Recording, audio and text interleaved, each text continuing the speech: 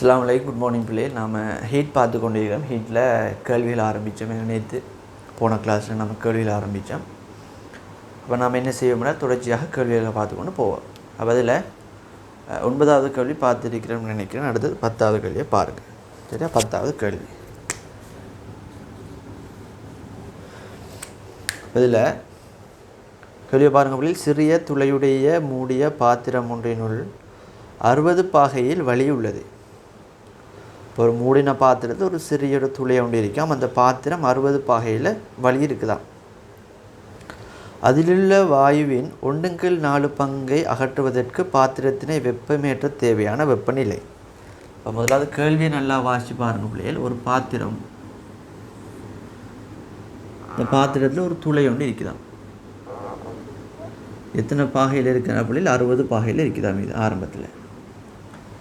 அப்போ இதுக்குள்ளே இருக்கிற வழியில் 1/4 பங்கு என்ன செய்யணுமா? வெளியாக்கணுமா? சரியா பிள்ளை? அப்போ ஆரம்பத்தில் இதுக்குள்ளே எண்மூல் இருக்குமென்றால், ஒரு எண்மூல் வாயு இருக்குமெண்டா பிள்ளைகள், இதிலிருந்து N/4 மூலை நான் வெளியாக்குறதுக்கு இவரை நான் என்ன வெப்பநிலைக்கு சூடாக்கணும்ன்றதான் கேள்வி. வெளியில் எண் இருந்ததில் N/4 வெளியில் போனால் உள்ளுக்கு இருக்கிறது 3 N/4. சரியா?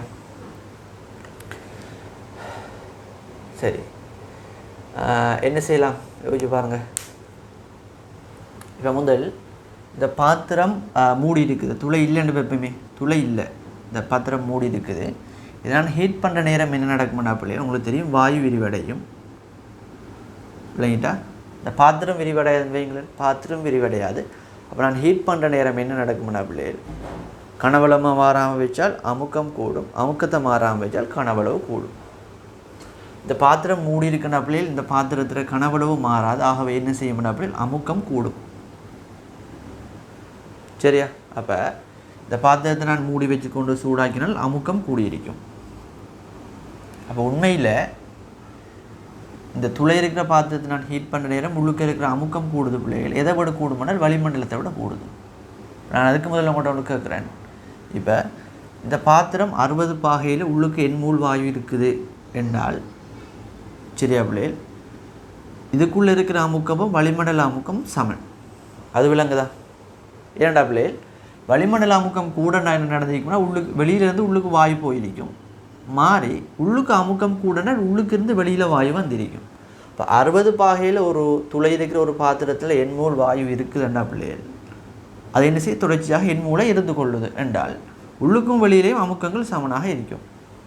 இது முதலாவது விஷயம்.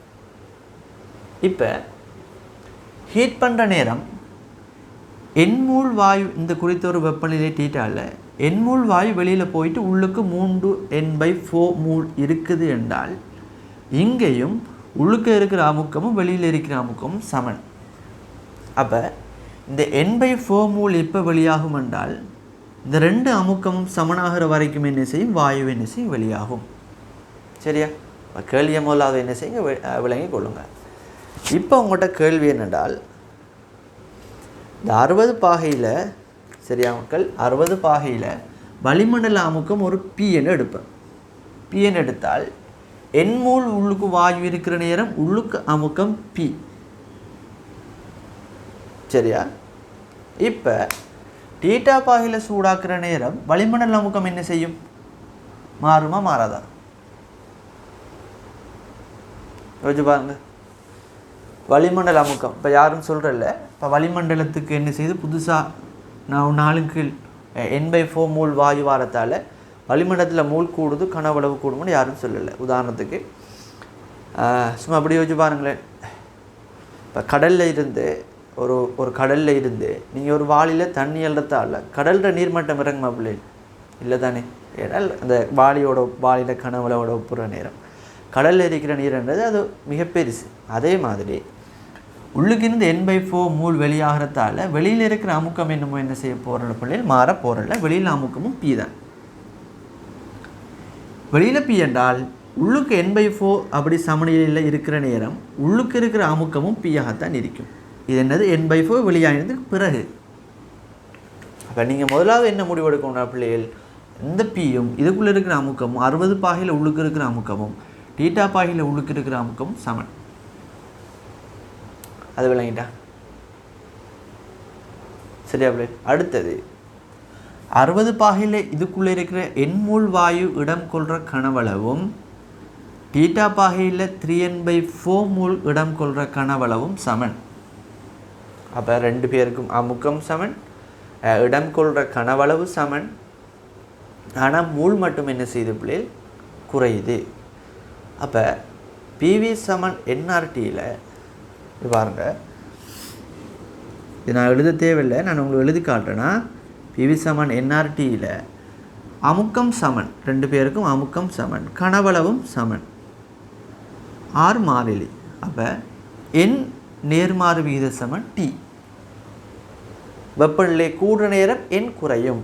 இங்கே பாருங்கள், விளங்குதா உங்களுக்கு? வெப்பநிலை கூடுதாம், ஹீட் பண்ணுற நேரம். இங்கே வாயு வெளியாகுதுனால் உள்ளுக்கு இருக்கிற மூல் குறையுது. வெப்பநிலை கூடுற நேரம் என் குறையுது, உள்ளுக்கு இருக்கிற வாயுட மூல் குறையுது. அப்போ நமக்கு என்ன செய்யலாம்? என் நேர்மாறு வீத சமன் ஒன்றுகள் டீயை போட்டால், நீங்கள் இதை நீங்கள் எழுதியிருக்க தேவையில்லை, இல்லையா? நம்ம மனசாலேயே கண்டுபிடிச்சிருக்கலாம். என் வீத சமன் ஒன்றுங்கள் டி. அப்போ டி நமக்கு தெரியும் பிள்ளைகள் கெல்வின் வெப்பநிலை. அப்போ யாரும் மாறி என்ன செய்யக்கூடாதுன்னா 60 போட்டக்கூடாது இல்லை. அப்போ ஆரம்பத்தில் என் மூல் இருக்குது, விகித சமன் 1 273க்கு கெல்வின். என்னது? 273க்கு கெல்வின் என்னென்னு வரும் பிள்ளைகள்? 303 வரும். சரியா? 333 என்ன? 333. சரி, அவருக்கா பாருங்கள்.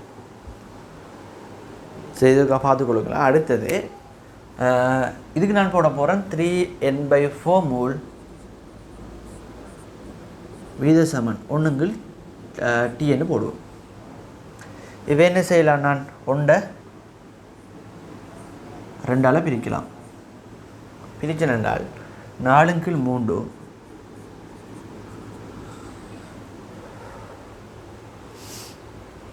2 1ஆல் பிரிச்சிருக்கிறேன். என்ன இல்லை, 1 2ஆல் பிரிச்சிருக்கிறேன். இப்போ டீன் கீழ் 333 ரெண்டாம் பிள்ளைகள் நாம் இதை சுருக்கிற மாதிரி தந்திருக்கிறாங்க. இப்போ 100/2 டி சமன் 441 வரும். 444. சரியா பிள்ளைகள்? அப்போ கேட்டது என்ன பிள்ளைகள்? கேட்டது என்னது? டிகிரி செல்சியஸில். அப்போ நாம் என்ன செய்வோம்னால் 273 கழிச்சோம் என்றால் நான் நினைக்கிறேன் 171 பாகை வருமண்டி. 171 பாகை செல்சியஸ். விலங்கிட்ட என்ன நடக்குதுண்டி? அப்போ அது முக்கியமான கேள்வி. அப்போ நமக்கு என்ன முடிவெடுக்க தெரிஞ்சிருக்கோம்னா இந்த கேள்வியை பொறுத்த மட்டும் வளிமண்டல அமுக்கம் பி என்ற பிள்ளைகள் என் வாயு உள்ளுக்கு இருக்கிற நேரம் உள்ளுக்கு இருக்கிற அமுக்கமும் பி தான். அதே மாதிரி இங்கேயும் வளிமண்டல அமுக்கம் என்ன செய்யாது? இந்த கொஞ்சம் வெளியில் வாரத்தால் வளிமண்டல அமுக்கம் மாறப்போதில்லை. அப்போ இங்கே பி என்ற பிள்ளைகள் இங்கேயும் பி உள்ளுக்கு. அப்போ 2 வாயு நிலைமையிலையும் 2 வெப்பநிலையும் உள்ளுக்கு இருக்கிற அமுக்கங்கள் சமன். சரியா? அப்போ அதில் நாம் என்ன செஞ்சிருக்கிறோம்? என் நேர்மாறு வீத சமன் 1 டி எடுத்திருக்கிறோம். சரியா? அடுத்தது பாருங்கள், 11வது கேள்வி. இரு பக்கமும் 45 சென்டிமீட்டர்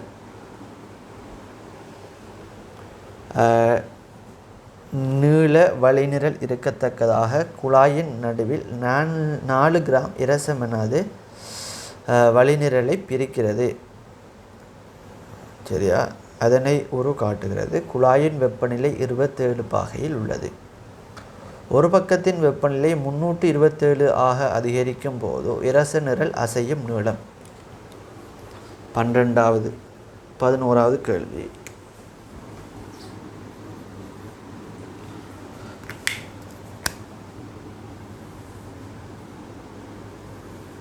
விளங்குதா விளையாடங்கள?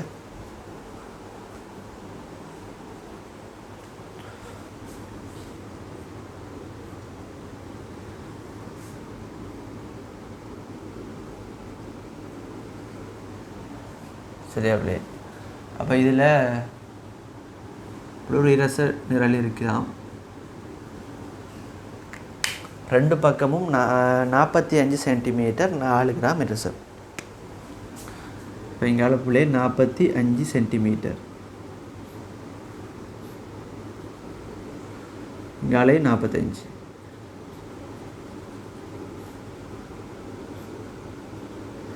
இதில் இருக்கிற 4 கிராம் ரசமாம் அதிக ரச நிரல் அசையும் நீளம்.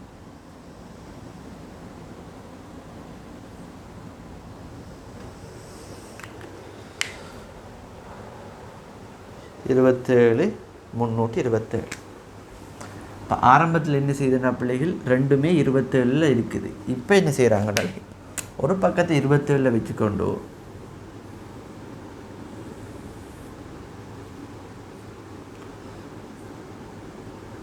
ஒரு பக்கத்தை 27 வச்சுக்கொண்டு, இப்போ உதாரணமாக இதை நான் 27 வச்சுக்கொண்டு இல்லாட்டி இதை நான் 27 வச்சுக்கொண்டு இதை 327க்கு சூடாக்குறேன்.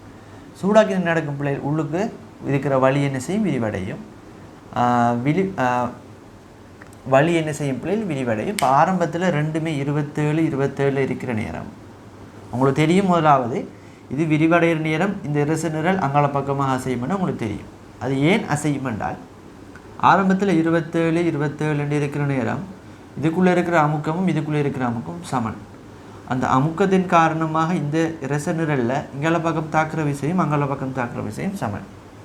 இப்போ விளையில் விசை 0 என்றபடியால் அது என்ன செய்யும்? அந்த 45 இடையில் நடுவில் ஓய்வில் இருக்கும்.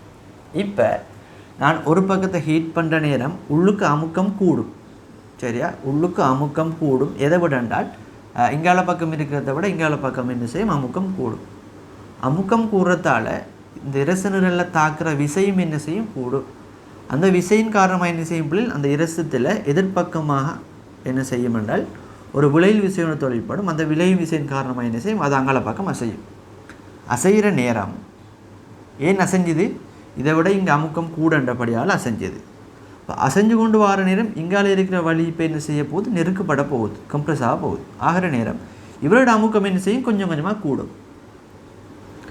அப்போ இங்கால இருக்கிற வலி நெருக்கிற நேரம் இவரோட அமுக்கம் குறையும் தானே, அது விளங்குது அவங்களுக்கு.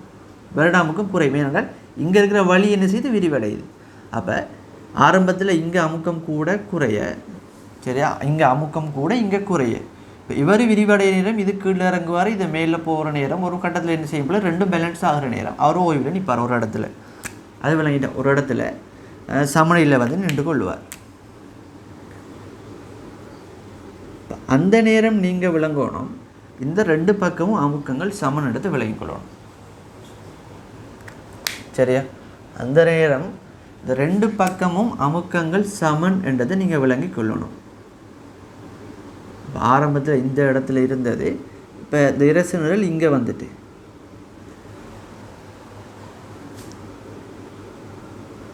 சரியோ? அப்போ நான் உதாரணத்துக்கு இதை நான் ஒரு எக்ஸ் தூரம் அசைஞ்சிருக்குதுன்னு எடுப்பேன். இரச நிரல் எக்ஸ் தூரம் அசைஞ்சிருக்குது.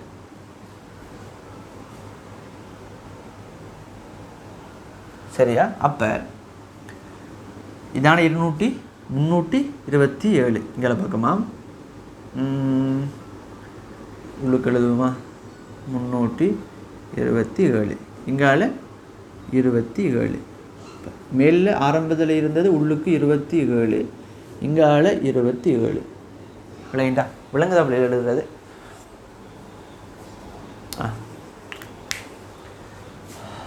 சரிதானே? இப்போ இந்த இரச நிரல்ட நீளம்ன்றது பிள்ளைகள் 45 + x வரும். இங்கால இருக்கிற வழி நிரல்ட நீளமா? இங்கால இருக்கிற வழி நிரல்ட நீளம் 45 + x, இங்கால இருக்கிறது 45 - x. இப்போ கேட்டது என்னது கேள்வி? எங்களுக்கு எக்ஸ் தான் கேள்வி, எவ்வளோ தூரம் அசைஞ்சிருக்கும்ன்றது. இப்போ நம்ம எக்ஸை எதுக்குள்ளே கொண்டு வரலாம் என்றால் வழி நிரல்களோட அந்த கனவளவுக்குள்ளே கொண்டு வரலாம். ஏன்? குறுக்குவெட்டு பரப்பு தர நீளம் தானே வரப்போகுது கனவளவு. இப்போ நாம் என்ன முடிவு எடுக்கலாம்? அடுத்த முடிவோ யோசிச்சு பாருங்கள். அடுத்த முடிவோ ஆரம்பத்தில் ரெண்டு சைடும் ஒரே கனவளவு ஒரே வெப்பநிலை வழி இருக்குது என்றதால, சரியா, இதுக்குள்ளே எண்மூல் வாயு இருக்கும் என்றால் இதுக்குள்ளேயும் அதே எண்மூல் தான் வாயு இருந்திருக்கும்.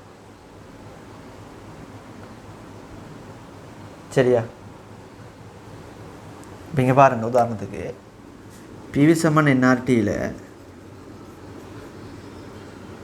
இவங்க ரெண்டு பேரோட அமுக்கமும் சமன், ரெண்டு பேரோட கனவளவும் சமன், ரெண்டு பேரோட வெப்பநிலையும் சமன் என்றால் ஆர் மாறல் என்றபடியால் ரெண்டு பேரோட மூலும் சமன். அப்போ இதுக்குள்ளே எண்மூல் இருந்திருந்தால் இதுக்குள்ளேயும் எண்மூல் தான் இருந்திருக்கும்.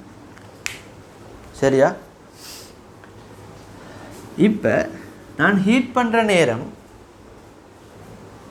இது இங்கால செய்து இதுக்குள்ளே இருக்கிற வழி அங்கால போகல தானே, வெளியாகவும் இல்லை. அப்படி என்றால் இதுக்குள்ளே எண்மூல் இருந்திருந்தால் அதே எண்மூல் இங்கேயும் இருந்திருக்கும்.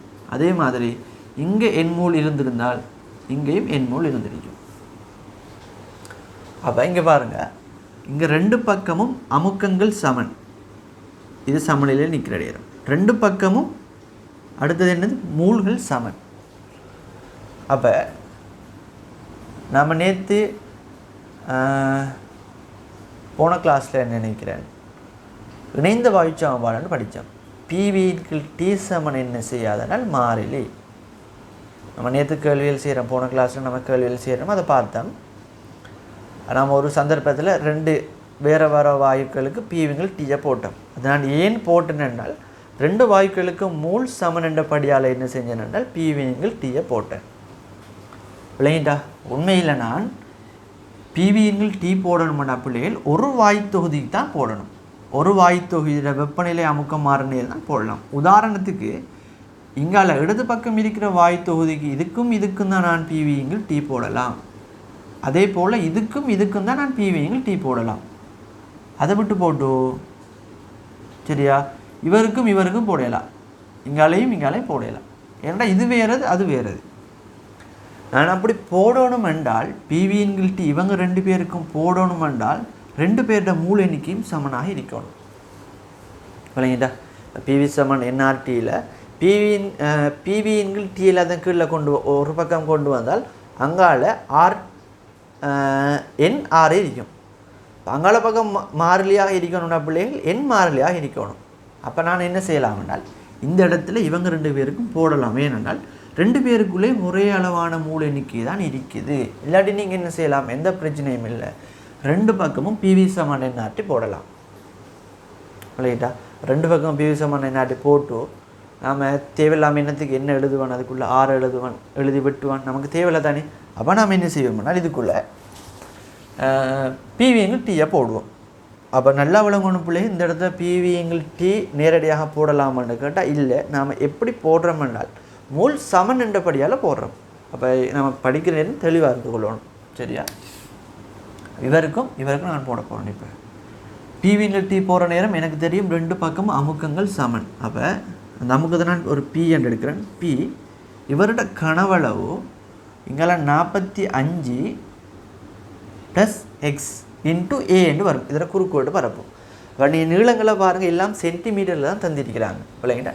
சென்டிமீட்டர் தான் தந்திருக்கேன். அப்போ 45 சென்டிமீட்டர் நான் சென்டிமீட்டர் என்று எடுக்கிறேன், எக்ஸை சென்டிமீட்டர் என்று எடுக்கிறேன். எடுத்தேன் என்றால் 45 பி வி தானே, 45 + x × a. ஏ போட தேவையில்லை, உண்மையிலே ஏ போட தேவையில்லை, நீங்கள் போட்டாலும் பரவாயில்ல. ஏனென்றால் ரெண்டு பக்கமும் ஏ வருமானே நமக்கு தெரியும் தானே. அப்போ நம்ம எம்சிக்யூவில் நாம் ஆன்சர் நாம் கேள்விகள் செய்கிற நேரம் சில கணியங்கள் வெட்டுப்படணும்னு தெரிஞ்சால் நம்ம போடவே தேவையில்லை. இப்போ உண்மையிலே இங்கே நாம் என்ன செஞ்சிருக்க தேவையில்லை, பி போட்டிருக்க தேவையில்லை. சரி, அடுத்தது பிவிங்கள் டி இங்கால 27 பாகைசி என. ஓ, அப்போ நம்ம என்ன செய்வோம், கேள்வியில் போடுவோம்.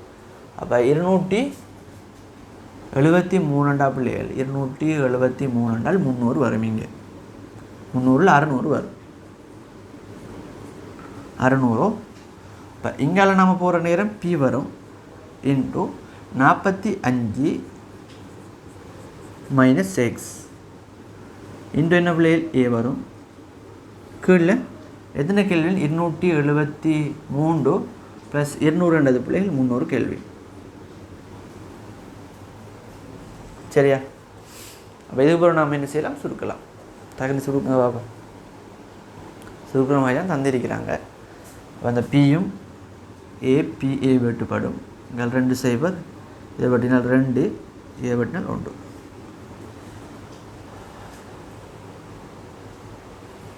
அப்போ 45 + x சமன் இங்கே 90 - 2x. சரியா? 45 + x சமன் இங்கே 90 - 2x. இந்த 2x சய 2x இங்கே வந்தால் சக 2x. அப்போ 2x ஒரு x 3x என்று வரும். இங்கே 45 அங்கே 90 கழிச்சால் 45. x சமன் பிள்ளைகள் 15 சென்டிமீட்டர். சரியா? இப்போ ஆன்சரை பாருங்கள். 11வது 15 சென்டிமீட்டர். விளங்கிட்டா நம்ம என்ன செஞ்சிருக்கிறோம் வேண்டி. அப்போ கேள்விகள் நமக்கு உண்மையில் நமக்கு எப்போ தியரி கிளியர் ஆகும் வேண்டாம் பிள்ளைகள். நம்ம கேள்வி செய்கிறனால என்ன செய்யும், தியரி நமக்கு கிளியர் ஆகும். சும்மா தியரியை மட்டும் படித்து வச்சுக்கொண்டு எந்த பிரயோஜனமும் இல்லை. இல்லைங்கட்டா? நம்ம எப்போ கேள்விகள் சுயமாக செய்கிறதுக்கு ஸ்டார்ட் பண்ணுறோமோ அந்த டைம் தான் நமக்கு என்ன செய்யும், நம்ம விளங்கின தியரி நமக்கு விளங்கிருக்காண்டே நமக்கு அப்போ தான் விளங்கும். இல்லாடி சும்மா நம்ம பாடமாகவே இல்லை தானே பிள்ளைகள். பிவிங்கள் டி சமன் ஒரு மாறலி என்றால் அதை பிரயோகி தெரிஞ்சால் தானே அதில் பிரயோஜனம் இருக்கும்.